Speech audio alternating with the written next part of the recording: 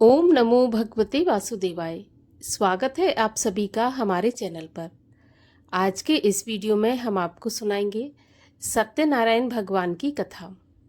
सत्यनारायण भगवान की कथा में कुल 5 अध्याय हैं और आज के इस वीडियो में हम आपको पांचों अध्यायों की कथा सुनाएंगे। पहला अध्याय।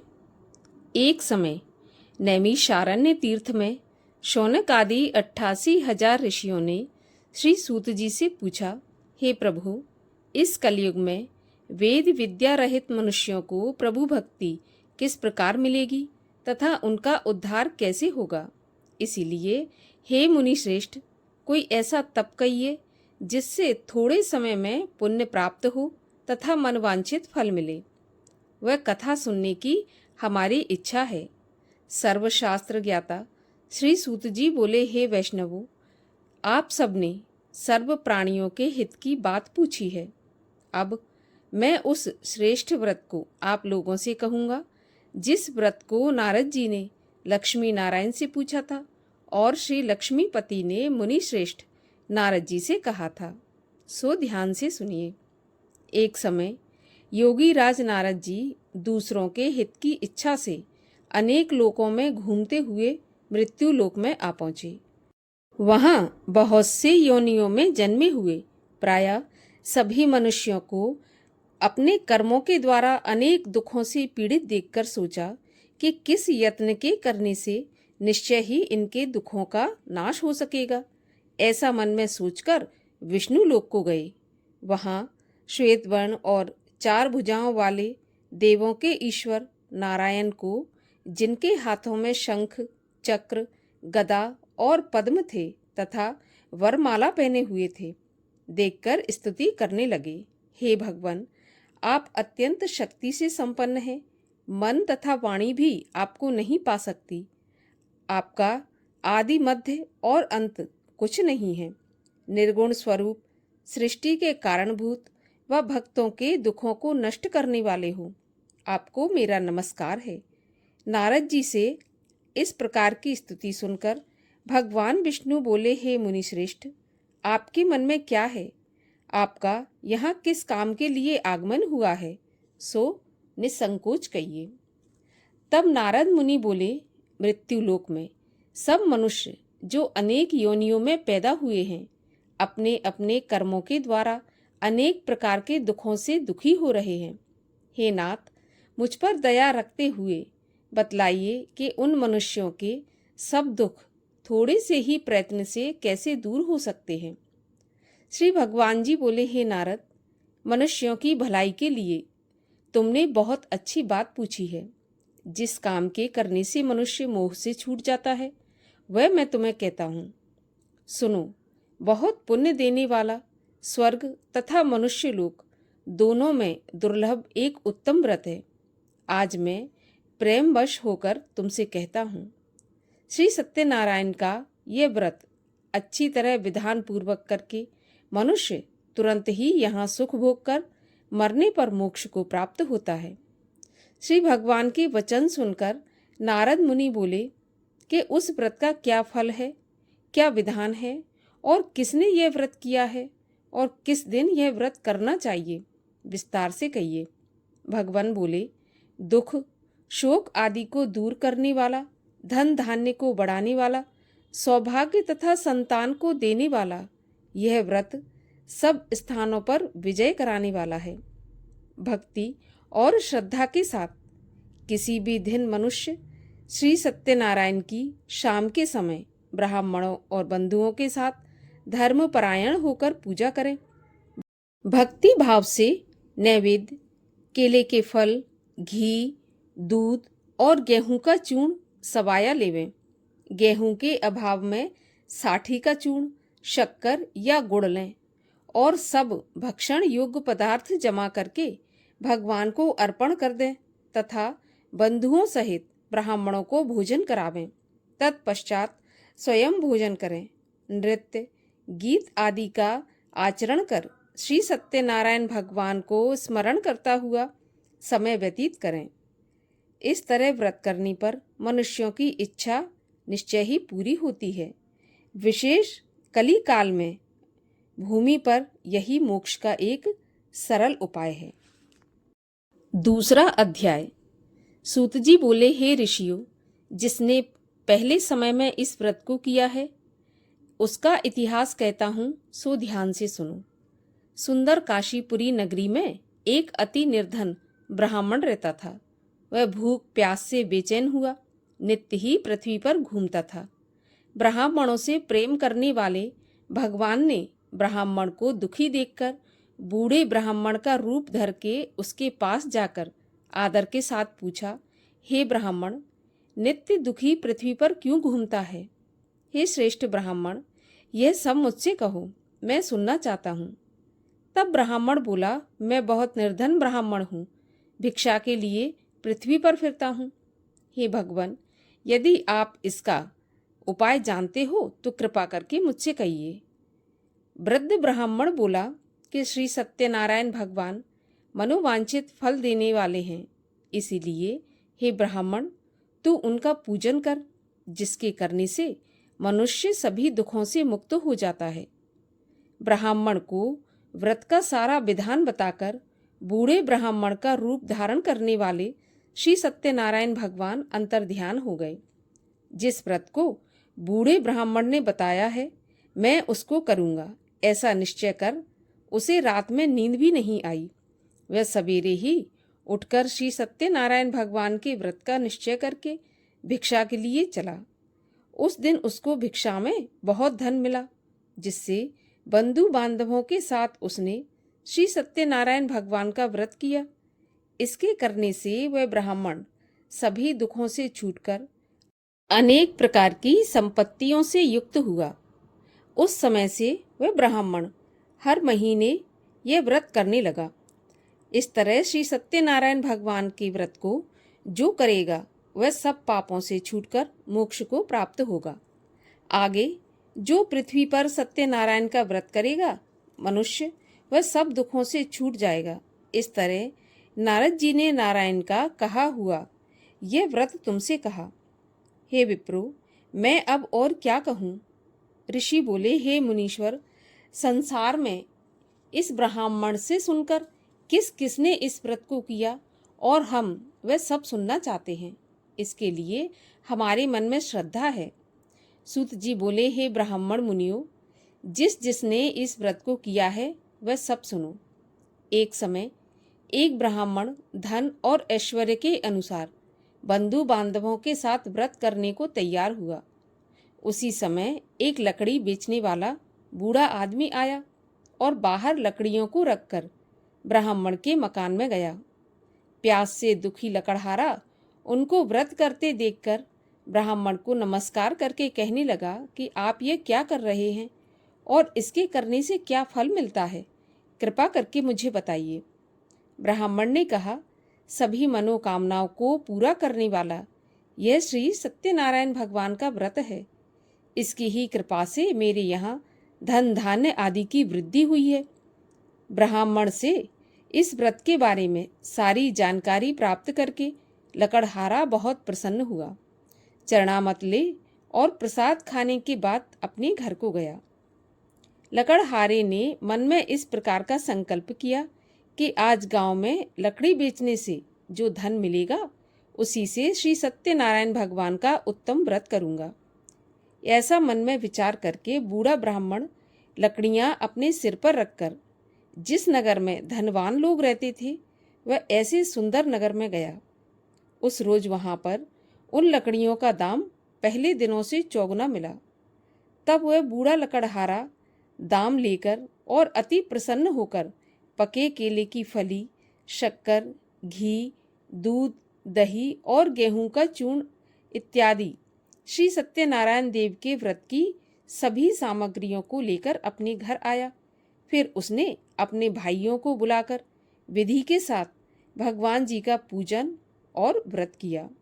उस व्रत के प्रभाव से बूढ़ा लकड़हारा धन, पुत्र आदि से संपन्न हुआ और संसार के समस्त सुखों को भोगकर वैकुंठ को चला गया। तीसरा अध्याय।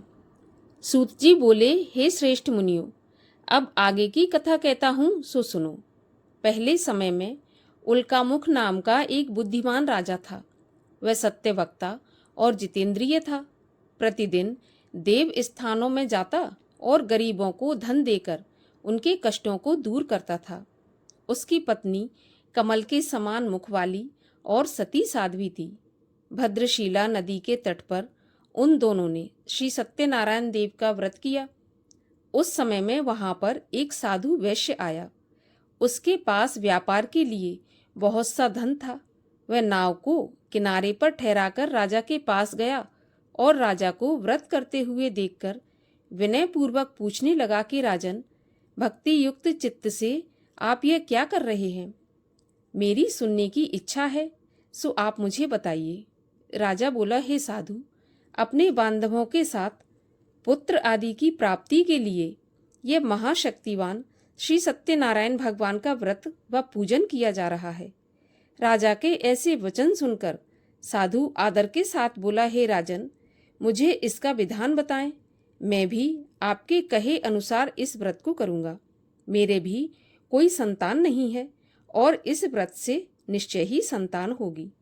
राजा से सब विधान सुनकर व्यापार से निवृत्त हो वह आनंद पूर्वक अपने घर आया। साधु ने अपनी स्त्री से संतान देने वाले उस व्रत का समाचार सुनाया और कहा कि जब मेरे संतान होगी तब मैं उस व्रत को करूंगा। साधु ने ऐसे वचन अपनी स्त्री लीलावती से कहे। एक दिन उसकी स्त्री लीलावती पति के साथ आनंदित हो सांसारिक धर्म में प्रवृत्त होकर भगवान सत्यनारायण की कृपा से गर्भवती हो गई तथा 10वें महीने उसके गर्भ से एक सुंदर कन्या का जन्म हुआ। दिन दिन वह इस तरह बढ़ने लगी जैसे शुक्ल पक्ष का चंद्रमा बढ़ता है। कन्या का नाम कलावती रखा गया। तब लीलावती ने मीठे शब्दों में अपने पति से कहा, हे नाथ, आपने जो संकल्प किया था कि भगवान का व्रत करूंगा, अब आप उसे करिए। तब व्यापारी बोला, हे प्रिय, इसके विवाह पर करूंगा। इस प्रकार अपनी पत्नी को आश्वासन देकर वह नगर को गया। कलावती पितृगृह में वृद्धि को प्राप्त हो गई। साधु ने जब नगर में सखियों के साथ अपनी पुत्री को खेलते देखा तो तुरंत ही दूत बुलाकर कहा कि मेरी पुत्री के लिए कोई सुयोग्य वर देखकर लाओ। वैश्य की आज्ञा पाकर दूत कंचन नगर पहुंचा और वहां पर एक बड़ी खोज और देखभाल करके लड़की के लिए सुयोग्य वणिक के पुत्र को ले आया। उस सुयोग्य लड़के को देखकर वैश्य ने अपने बंधु बांधवों सहित प्रसन्न चित्त अपनी पुत्री का विवाह उसके साथ कर दिया। किंतु दुर्भाग्य से विवाह के समय भी उस व्रत को करना भूल गया। तब श्री भगवान क्रोधित हो गए और श्राप दिया कि तुम्हें दारुण दुख प्राप्त होगा।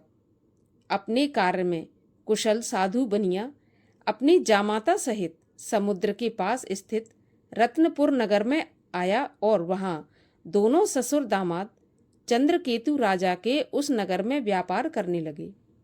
एक दिन भगवान श्री सत्यनारायण की माया से प्रेरित कोई चोर राजा का धन चुराकर भागा जा रहा था, किंतु अपने पीछे राजा के दूतों को आता देखकर चोर ने घबराकर भागते हुए राजा के धन को वहीं चुपचाप रख दिया जहां पर वे दोनों ससुर जमाई ठहरे हुए थे।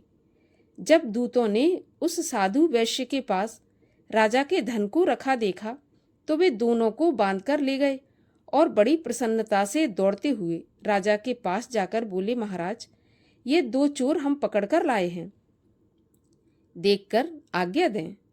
तब राजा की आज्ञा से उनको कठिन कारावास में डाल दिया गया और उनका सारा धन छीन लिया। श्री सत्यनारायण भगवान के श्राप द्वारा उनकी पत्नी भी घर पर बहुत दुखी हुई और घर पर जो धन रखा था उसे चोर चुरा कर ले गए। शारीरिक व मानसिक पीड़ा तथा भूख प्यास से अति दुखी हो अन्न की चिंता में कलावती एक ब्राह्मण के घर गई। वहां उसने श्री सत्यनारायण भगवान का व्रत होते देखा। फिर कथा सुनी और प्रसाद ग्रहण कर रात को जब घर आई तो माता ने कलावती से कहा, हे पुत्री, अब तक कहाँ थी और तेरे मन में क्या है? तब कलावती बोली, माँ, मैंने एक ब्राह्मण के घर पर श्री सत्यनारायण भगवान का व्रत देखा है। कन्या के ऐसे वचन सुनकर लीलावती भगवान के पूजन की तैयारी करने लगी। लीलावती ने परिवार और बंधुओं सहित श्री सत्यनारायण भगवान का पूजन किया और यह वर मांगा कि मेरे पति और दामाद जल्दी ही आ जाएं। साथ ही प्रार्थना की कि हम सबका अपराध क्षमा करो। श्री सत्यनारायण भगवान इस व्रत से संतुष्ट हो गए और राजा चंद्रकेतु को स्वप्न में दिखाई दिए और कहा, हे राजन, दोनों वैश्य प्रातः ही छोड़ दो और उनका सारा धन जो तुमने ग्रहण किया है उन्हें वापस दे दो, नहीं तो तेरा धन, राज्य, पुत्र आदि सब नष्ट कर दूंगा। राजा से ऐसा वचन कहकर भगवान अंतर्ध्यान हो गए। प्रातःकाल राजा चंद्रकेतु ने सभा में अपना स्वप्न सुनाया। फिर दोनों बड़े पुत्रों को कैद से मुक्त कर सभा में बुलाया। दोनों ने आते ही राजा को नमस्कार किया। राजा मीठे वचनों से बोला, हे महानुभावों, भावी वर्ष ऐसा कठिन दुख प्राप्त हुआ है, अब तुम्हें कोई भय नहीं। ऐसा कहकर राजा ने उनको नए नए वस्त्र आभूषण पहनाए तथा उनका जितना धन लिया था उससे दुगना धन देकर आदर सहित विदा किया। दोनों वैश्य अपने घर को चल दिए। चौथा अध्याय। सूत जी बोले, वैश्य ने मंगल आचार करके यात्रा आरंभ की और अपने नगर को चला। उनके थोड़ी दूर निकलने पर दंडी वेशधारी श्री सत्यनारायण देव ने उनसे पूछा, हे साधु, तेरी नाव में क्या है? तब वह घमंडी बने खसता हुआ बोला, हे दंडी, आप क्यों पूछते हो? क्या धन लेने की इच्छा है? मेरी नाव में तो बेल तथा पत्ते आदि भरे हैं। वैश्य के ऐसे कठोर वचन सुनकर भगवान ने कहा, तुम्हारा वचन सत्य हो। दंडी ऐसा कहकर वहां से चले गए और कुछ दूर जाकर समुद्र के किनारे बैठ गए। दंडी के जाने पर वैश्य ने नित्य क्रिया करने के बाद नाव को ऊंची उठी देखकर अचंबा किया तथा नाव में बेल आदि देखकर मूर्छित होकर जमीन पर गिर पड़ा। फिर मूर्छा खुलने पर अत्यंत शोक करने लगा। तब उसका दामाद बोला कि आप शोक न करें, यह दंडी का श्राप है, अतः उनकी शरण में चलना चाहिए, तभी हमारी मनोकामना पूरी होगी। दामाद के ऐसे वचन सुनकर वह दंडी के पास पहुंचा और अत्यंत भक्ति भाव से नमस्कार करके बोला, मैंने जो आपसे असत्य वचन कहे थे उनको क्षमा करें। ऐसा कहकर महान शोक आतुर रोने लगा। तब दंडी भगवान बोले, हे बणिक पुत्र, मेरी आज्ञा से बार बार तुम्हें दुख प्राप्त हुआ है, तुम मेरी पूजा से विमुख हुआ है। साधु बोला, हे भगवान, आपकी माया से मोहित ब्रह्मा आदि भी आपके रूप को नहीं जानते, मैं अज्ञानी कैसे जान सकता हूँ? आप प्रसन्न होइए, मैं सामर्थ्य के अनुसार आपकी पूजा करूँगा। अब मेरी रक्षा करें और पहले के समान नौका में धन भर दें। उसके भक्ति युक्त वचन सुनकर भगवान प्रसन्न हो उनकी इच्छा के अनुसार वरदान देकर अंतर्ध्यान हो गए। तब उन्होंने नाव पर आकर देखा कि नाव धन से भरी हुई है। फिर वह भगवान सत्यनारायण का पूजन करके साथियों सहित अपने नगर को चला। जब अपने नगर के निकट पहुंचा तब दूतों को घर भेजा। दूत ने साधु के घर जाकर उसकी स्त्री को नमस्कार करके कहा, साधु अपने दामाद सहित इस नगर के पास आ गए हैं। ऐसा वचन सुनकर साधु की स्त्री ने बड़े हर्ष के साथ सत्यदेव का पूजन कर अपनी पुत्री से कहा, मैं अपने पति के दर्शन को जाती हूँ, तू अपना काम पूरा करके शीघ्र आ जाना। माता के ऐसे वचन सुनकर कलावती प्रसाद छोड़कर अपने पति के पास गई। प्रसाद की अवज्ञा के कारण सत्यदेव रुष्ट हो गए। उसके पति को नाव सहित पानी में डुबो दिया। कलावती अपने पति को न देखकर रोती हुई जमीन पर गिर गई। इस तरह नौका को डूबा हुआ तथा कन्या को रोता हुआ देखकर साधु दुखी होकर बोला, हे प्रभु, मुझसे या मेरे परिवार से जो भी भूल हुई है उसे क्षमा करो। उसके दीन वचन सुनकर सत्यदेव प्रसन्न हो गए और आकाशवाणी हुई, हे साधु, तेरी कन्या मेरे प्रसाद को छोड़कर आई है, इसलिए इसका पति अदृश्य हुआ है। यदि वह घर जाकर प्रसाद खाकर लौटे तो इससे पति अवश्य मिलेगा। ऐसी आकाशवाणी सुनकर कलावती ने घर पहुंचकर प्रसाद खाया। फिर उसने आकर पति के दर्शन किए। फिर साधु ने बंधु बांधवों सहित सत्यदेव का विधि पूर्वक पूजन किया। उस दिन से वह हर पूर्णिमा को सत्यनारायण का पूजन करने लगा। फिर इस लोक का सुख भोगकर अंत में स्वर्ग लोक को गया। 5वां अध्याय। सूत जी बोले, हे ऋषियों, मैं और भी कथा कहता हूँ, सो सुनो।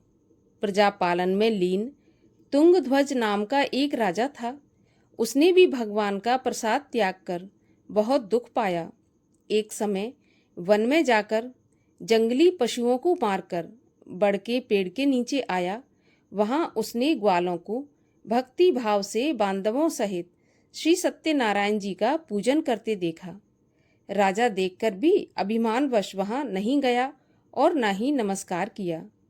तब ग्वालों ने भगवान का प्रसाद उसके सामने रखा तो वह प्रसाद को त्याग कर अपनी सुंदर नगरी को चला गया। वहां उसने अपना सब कुछ नष्ट पाया तो वह जान गया कि यह सब कुछ भगवान ने किया है। तब वह विश्वास कर ग्वालों के पास आया और विधि पूर्वक पूजन का प्रसाद खाया तो सत्यदेव की कृपा से पहले जैसा था सब वैसा ही हो गया। फिर दीर्घ काल तक सुख भोग कर मरने के उपरांत स्वर्गलोक को गया। जो मनुष्य इस परम दुर्लभ व्रत को करेगा, भगवान की कृपा से उसे धन धान्य की प्राप्ति होगी। निर्धन धनी हो, बंदी बंधन से मुक्त होकर निर्भय हो जाता है। संतानहीनों को संतान प्राप्त होती है तथा सभी मनोरथ पूर्ण होकर अंत में वैकुंठ धाम को जाता है। जिन्होंने पहले इस व्रत को किया है, अब उनके दूसरे जन्म की कथा कहता हूँ। वृद्ध शतानंद ब्राह्मण ने सुदामा का जन्म लेकर मोक्ष पाया। उल्का मुख नाम का राजा दशरथ होकर वैकुंठ को प्राप्त हुआ। साधु नाम के वैश्य ने मोरध्वज बनकर अपने पुत्र को आरे से चीरकर मोक्ष को प्राप्त किया। महाराज तुंगध्वज ने स्वयंभू होकर भगवान में भक्ति युक्त हो कर्म करके मोक्ष की प्राप्ति की। इस प्रकार सत्यनारायण भगवान की कथा के संपूर्ण 5 अध्यायों का समापन होता है। बोलिए सत्यनारायण भगवान की जय। श्री सत्यनारायण भगवान की आरती। ओम जय लक्ष्मी रमणा, श्री जय लक्ष्मी रमणा, सत्यनारायण स्वामी जनपातक हरणा। ओम जय लक्ष्मी रमणा, रत्न जड़ित सिंहासन अद्भुत छवि राजे, नारद करत निरंजन घंटा ध्वनि बाजे। ओम जय लक्ष्मी रमणा, प्रकट भये कली कारण, द्विज को दर्श दियो, बूढ़ा ब्राह्मण बन कर कंचन महल कियो। ओम जय लक्ष्मी रमणा, दुर्बल भील कराल इन पर दया करी, चंद्रचूड़ एक राजा तिनकी विपत्ति हरी। ओम जय लक्ष्मी रमणा, वैश्य मनोरथ पायो, श्रद्धा तज दीनी, सो फल भोग्यो प्रभु जी, फिर स्तुत तुम ही। ओम जय लक्ष्मी रमणा, भाव भक्ति के कारण क्षण क्षण रूप धर्यो, श्रद्धा धारण कीनी, तिनको काज सर्यो। ओम जय लक्ष्मी रमणा, ग्वाल बाल संग राजा, वन में भक्ति करी, मन वांछित फल दीना, दीन दयाल हरि। ओम जय लक्ष्मी रमणा। चढ़त प्रसाद सवाया, कदली फल मेवा, धूप दीप तुलसी से, राजी सत्य देवा। ओम जय लक्ष्मी रमणा। सत्य नारायण जी की आरती, जो कोई जन गावे, कहत शिवानंद स्वामी, मनोवांछित फल पावे। ओम जय लक्ष्मी रमणा। बोलिए सत्यनारायण भगवान की जय।